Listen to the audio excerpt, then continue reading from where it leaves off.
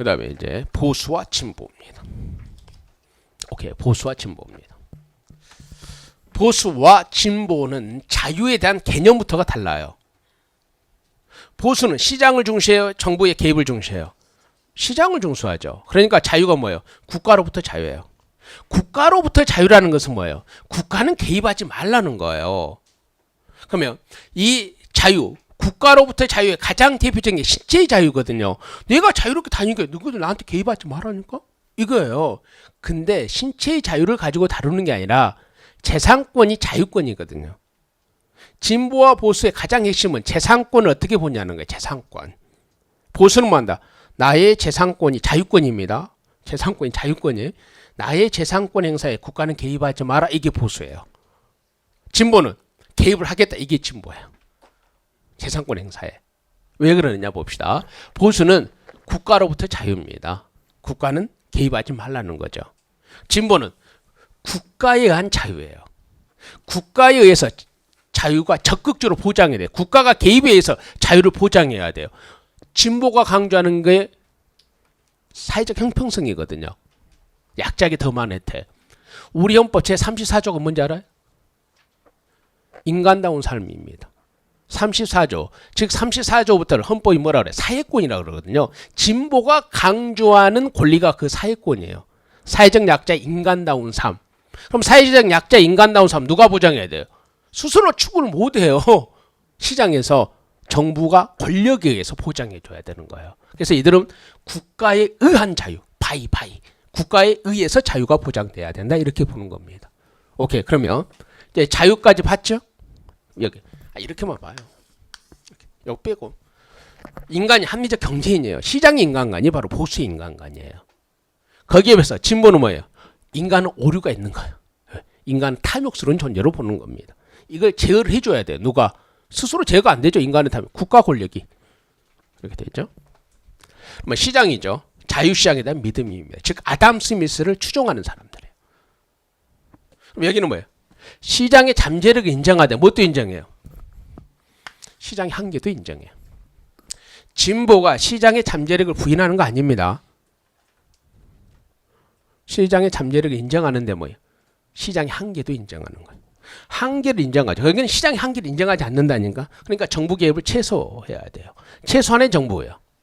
정부를 부신하니까 정부는 개입하지 말라는 거거든요. 그럼 여기는 시장의 한계가 있으니까 적극적인 정부 개입을 강조해요.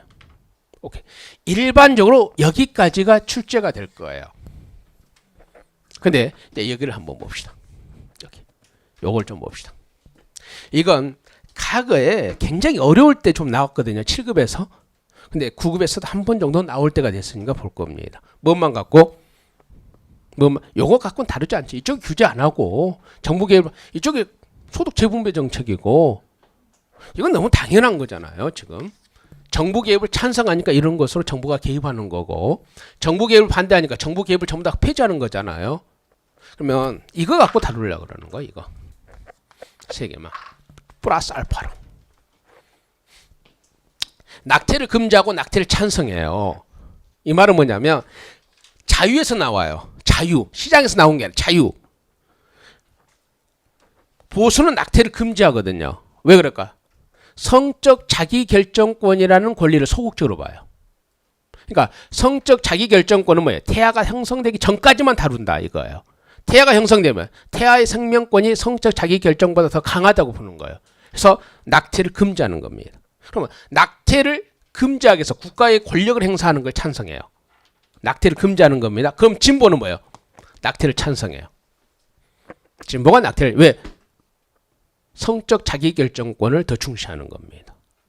오케이? 그래서 낙태를 찬성. 그래서 정부에 의한 낙태 금지를 반대하는 거예요. 정부가 낙태를 금지하지 말라는 거예요. 낙태는 누가 결정한다? 성적 자기결정권을 가지고 당사자들이 결정한다는 겁니다.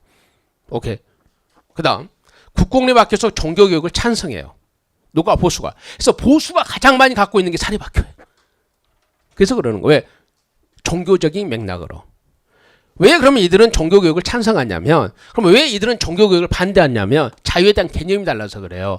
진보는 종교의 자유는 무종교의 자유를 포함시켜서 봐요.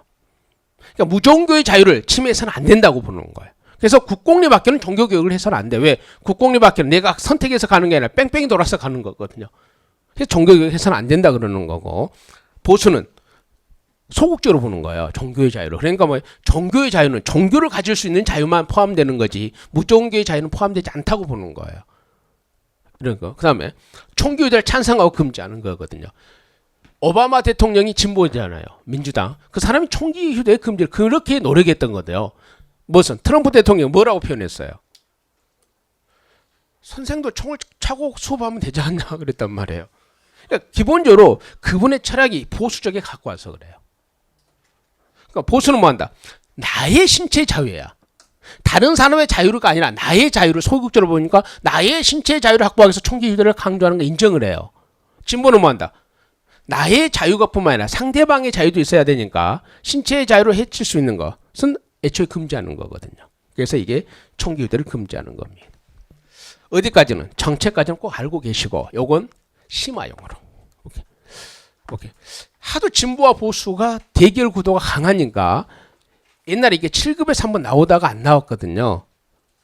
지금 여러분도 알다시피 우리나라가 진보와 보수 간에 이런 게 있는데 정말 이 진보와 보수의 정책적인 차이 또는 자유에 대한 개념 차이를 정확하게 아느냐를 한 번 정도는 다시 물어볼 수 있다는 거죠. 9급, 7급을 가리지는 않고. 그래서 여기까지 한번 다뤄보는 겁니다. 오케이.